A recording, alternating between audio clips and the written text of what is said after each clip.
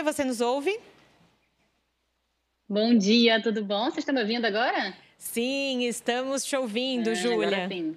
Bom dia, Júlia. Seja bem-vinda aqui ao Jornal da Rede Alesp. Júlia, eu queria que você contasse um pouquinho, né? Você passou grande parte, né, da pandemia na Espanha, onde o país ficou em lockdown, né, por semanas, e também viveu uma reabertura econômica por lá, né? Como foi essa experiência para você? Olha, eu fiquei basicamente a quarentena inteira, né, na Espanha. Eu morava em Madrid, então foram 2 meses e meio, mais ou menos, de uma quarentena bem forte, bem restrita. A gente não podia sair de casa para nada, além de ir ao supermercado e à farmácia. E mais ou menos meados de maio começaram a abrir progressivamente o que era possível fazer, né? A abertura da Espanha foi feita em etapas, eles dividiram em 4 etapas, então ela era diferente em cada cidade, dependendo do tipo, da quantidade de casos que eles tiveram e tudo isso.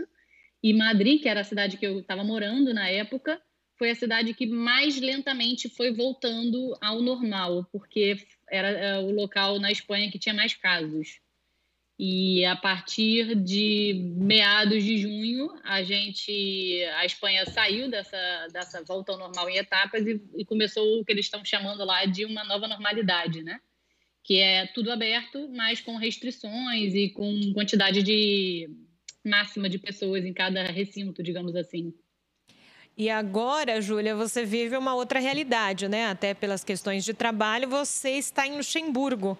E como é que foi fazer essa mudança, né, no meio da pandemia? Claro, contando esse relato mesmo de vida e de experiência, ter que pegar avião, aeroporto, mudança.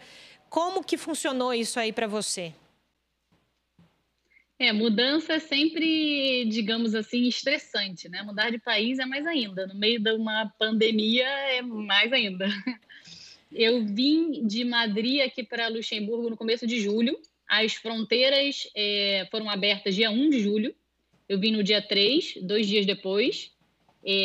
O controle no aeroporto estava bem grande, estava bem restrito. O aeroporto de Madrid, que é um aeroporto gigantesco, com 4 terminais, estava completamente vazio.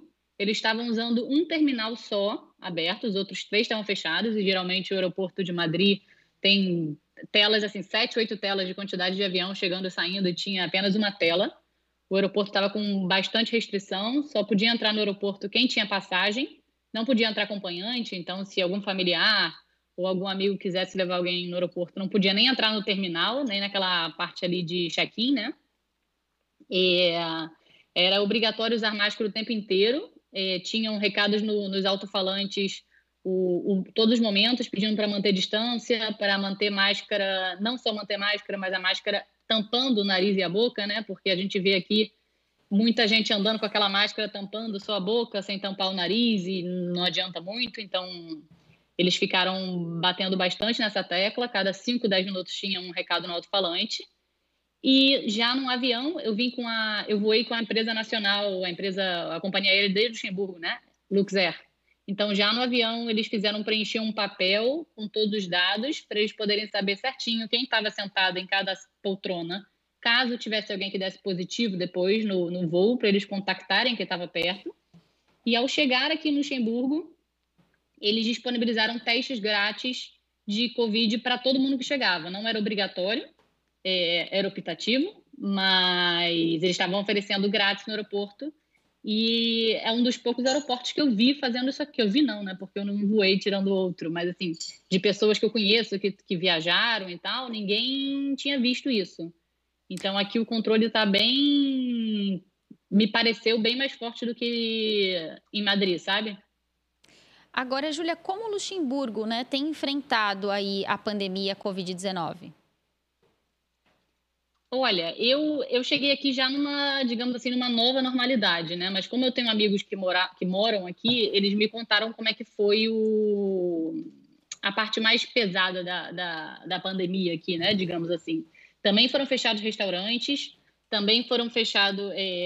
Eles fizeram uma quarentena, mas não era proibido sair de casa. Por exemplo, se você tivesse um parque perto da sua casa e quisesse dar uma volta no parque, não era proibido. Mas as coisas mais sociais, não podia receber ninguém em casa, não podia ir para restaurante, evitar de ir ao supermercado desnecessariamente, né? Usar máscara. O governo aqui, desde o começo, mandou para as pessoas em casa máscaras para elas usarem. Eles começaram, há um mês, mais ou menos, a testar massivamente todo mundo. Então, nas últimas semanas, subiram um pouco os casos aqui, porque o governo está testando todo mundo. Eles têm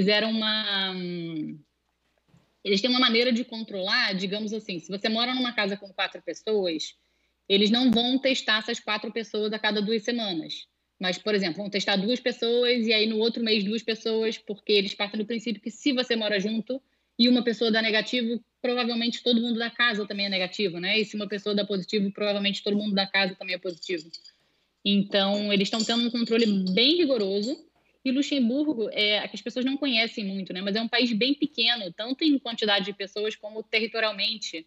Então, tem muitas pessoas que trabalham no Luxemburgo e moram na Alemanha ou na França, moram na fronteira e precisam ficar passando a fronteira todos os dias. Então, eles também estão testando essas pessoas que eles chamam de os transfronteiriços, né? Bonita essa palavra. E eles estão fazendo bastante teste, então tem 2 semanas mais ou menos que os casos começaram a subir bastante. A própria Alemanha não fechou a fronteira completamente, mas está desaconselhando as pessoas a cruzarem a fronteira sem um motivo específico. Então, assim, está autorizado a cruzar a fronteira quem vai trabalhar ou quem vai pegar um avião na Alemanha, alguma coisa assim. Mas eles estão desautorizando pessoas que estão indo, por exemplo, sei lá, fazer turismo na Alemanha, vindo de Luxemburgo. Então, está tendo um controle bem forte aqui. E a gente sente pela sua fala, Júlia, que apesar de ter já passado aí quase 4 meses, alguns países na Europa flexibilizando, a preocupação continua e continua muito forte. E falando em flexibilização, não só São Paulo, mas o Brasil, né? Todos os estados vivem esse momento de flexibilização e a gente vê o pessoal não quer saber, vai para a praia, vai para um bar, para um restaurante.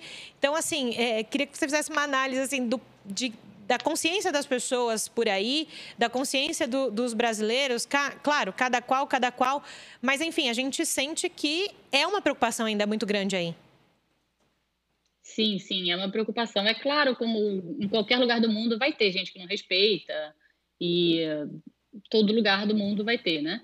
Mas aqui a galera tem uma conscientização muito grande porque muitos comércios fecharam, as pessoas viram o quão difícil foi, muita gente perdeu entes familiares, então as pessoas estão um pouco mais conscientizadas de que não querem voltar para esses 2 meses de quarentena que foi feito, né? De qualquer maneira, é normal quando começa a voltar ao normal, quando começam a abrir as coisas, que as pessoas se contaminem porque está tendo um maior contato social, independente se está sendo usado máscara ou não, né? Mas eu vejo as pessoas conscientes, mas às vezes o que a gente consegue ver por aqui é que dentro de casa as pessoas estão um pouco mais relaxadas. Então, assim, teve um estudo outro dia no jornal dizendo que a maioria dos novos contágios foi feito dentro de casa, pessoas que fazem reunião em casa, porque bem ou mal em casa você tira a máscara, né? Você recebe com um convidado, você tira a máscara, você está comendo, e que as pessoas que estão na rua, indo a restaurantes e tal, não estão se contaminando. Então, assim, mostra bastante a importância, né, de usar máscara e de fazer o distanciamento, enquanto a gente não tem uma vacina ou um entendimento melhor, né? Agora, Júlia, você falou que você percebe as pessoas dentro de casa, aí em Luxemburgo, mais relaxadas. O que você sentiu de diferente entre a Espanha e Luxemburgo nessa questão de cuidados? Olha, as práticas são bem parecidas, digamos assim. Eu acho que aqui o governo está um pouco mais, pegando mais em cima, e eu achava que na Espanha o governo já estava, mas eu acho que aqui está mais. Por exemplo, os restaurantes têm horário para fechar. Semana passada, quando os casos estavam aumentando, eles colocaram uma nova lei de que não pode ninguém beber em pé em restaurante. Então, se passar em algum restaurante e tiver uma pessoa bebendo em pé, não só essa pessoa, como o restaurante também vai levar multa. Então, assim, como é muito complicado comparar, porque Luxemburgo é um país muito pequeno comparado à Espanha. Então, quando você vê a quantidade de novos casos aqui e a quantidade de novos casos na Espanha, a diferença é muito grande, mas relativamente comparando com a população, a porcentagem estaria, digamos assim, parecida, sabe? Então, assim, eu acho que, bem ou mal, é muito mais fácil você controlar um país menor, né? Com toda certeza. Agora, como é que a Júlia se sente nesse momento em Luxemburgo, por ter passado tanto tempo na Espanha, com todos os protocolos e tudo mais? A gente conversava uma outra vez com relação a sentimentos mesmo, né? De entender como é que vai ser essa pandemia, como é que vai passar. Como é que você se sente hoje aí na Europa, no meio disso tudo? Eu acho que não só eu, como todo mundo, entendeu que depois da quarentena não ia estar tudo bem. A gente achava que depois da quarentena, né, acabou a quarentena, os casos diminuíram, vida normal. Não, a gente não vai ter uma vida normal tão cedo, mas a gente está entendendo como aceitar essa nova realidade e viver, digamos assim. Aqui as pessoas já vão ao restaurante, os restaurantes estão colocando distanciamento, ou então, quando eles não conseguem distanciar uma mesa da outra, eles colocaram como se fosse um negócio de vidro, que faz uma barreira física mesmo entre uma mesa e outra. Então, eu acho que as pessoas estão entendendo que tem que aceitar essa nova realidade, porque, por enquanto, não tem outra solução. E estão fazendo de verdade isso, senão sabe que vai voltar a estaca zero novamente. E todo mundo, né, ninguém passou bem a estaca zero, né, digamos assim, tendo você um comércio ou trabalhando de casa. Então, assim, as pessoas estão devagarzinho tentando voltar. Por exemplo, empresas ainda que podem fazer home office continuam fazendo home office até setembro, com certeza. E aí, em setembro, devagarzinho vai voltando, um dia na semana, 2 dias.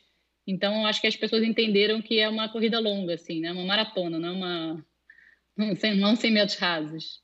Agora, Júlia, o Brasil ele segue com uma limitação, né, de ir e vir para os Estados Unidos, para a Europa. Como você vê essa situação e como isso repercute aí na Europa? Sim, segue. E eu acho que ainda vai seguir por um tempo, porque até internamente tem uma restrição ou outra. Quando os casos começam a piorar, um país vai restringir o outro, ou vai impor quarentena, ou vai pedir para fazer o teste. E é mais ou menos isso, né? Porque um país que controlou a pandemia e sofreu, a Europa inteira ficou 2 meses e meio trancada em casa. Então, assim, não quer que tenha uma volta por turistas trazendo o vírus, né? E é muito difícil controlar se a pessoa está com vírus, se a pessoa está fazendo quarentena. Então, assim, eu acho que ainda vai demorar um tempo para poder autorizar Estados Unidos, Brasil, México, Rússia, todos os países que estão proibidos, né, a turismo no momento. É isso aí, Júlia. Quero te agradecer, então, por contar para a gente como está esse momento aí a Europa, a sua vida por aí, os brasileiros pelo mundo, né? Como a gente gosta de trazer aqui no Jornal da Rede Alesp. Obrigada. Nada, obrigada a vocês. Bom dia. Obrigada, Júlia. Esperamos você aí com novidades também em breve. Tchau.